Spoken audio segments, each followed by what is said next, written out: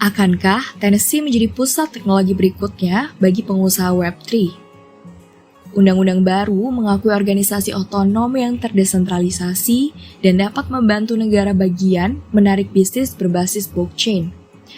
Artikel dari The Guardian oleh Ginny Marks dibacakan oleh Reina untuk ahli. Ketika Anda memikirkan Tennessee, Anda lebih cenderung memikirkan musik country, barbecue, ataupun bourbon daripada crypto, blockchain, dan Web3. Legislatif negara bagian memiliki rencana untuk mengubah itu. Tennessee baru saja meloloskan RUU yang dapat membantunya menjadi pemimpin negara bagian yang menyediakan rumah bagi pengusaha yang ingin mendirikan jenis perusahaan unik yang menggunakan blockchain untuk mengotomatisasikan pengambilan keputusannya. Ini disebut DAO. Lebih dari itu dalam sekejap. Pertama, beberapa definisi. DAO adalah hal lain yang tumbuh dalam semua ini.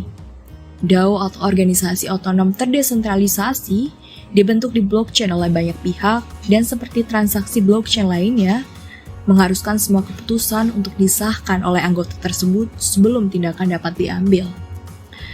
Salah satu contoh DAO adalah Beats DAO, sebuah perusahaan yang bertujuan untuk mendukung proyek di bidang musik, game, dan seni. Organisasi mengumpulkan dana anggotanya karena ini DAO, tidak ada pembelian yang dapat dilakukan, kecuali semua anggota menyetujui transaksinya secara demokratis. DAO tidak memiliki pemimpin, semua gerakannya bersifat kolektif dan biasanya otomatis didorong oleh kontrak pintar yang mengikuti aturan yang telah disepakati sebelumnya dan didukung oleh blockchain. Aturan tidak dapat diedit tanpa diketahui orang dan ini sifatnya transparan dan publik. Sekarang Anda mungkin bertanya, apa hubungannya semua ini dengan Tennessee? Seperti disebutkan di atas, awal bulan ini legislatif negara bagian Tennessee dengan suara bulat meloloskan RUU yang baru saja secara resmi mengakui pendaftaran DAO.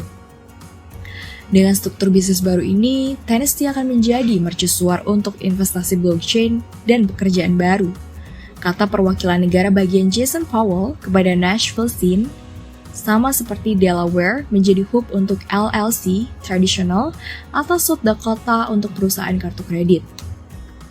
Jadi, apakah pengusaha kripto akan berbondong-bondong ke Tennessee untuk memulai DAO mereka? Powell dan banyak legislatif negara bagian lainnya tentu berharap demikian, dan mereka memiliki alasan untuk optimis. DAO mewakili tipe baru struktur perusahaan berdasarkan tipe model bisnis baru. Blockchain menciptakan banyak pengusaha yang menghasilkan uang dari produk digital dan mata uang digital. Beberapa pemerintah lambat menyadari pentingnya tren yang berkembang ini, tetapi yang lain bahkan dari tempat yang tidak biasa seperti Tennessee mendapatkannya. Dan mereka mengadaptasi undang-undang mereka untuk memudahkan pengusaha kripto membayar masa depan untuk berhasil. Pemikiran ke depan semacam itu hanya dapat menguntungkan pembayar pajak yang mereka wakili di tahun-tahun mendatang.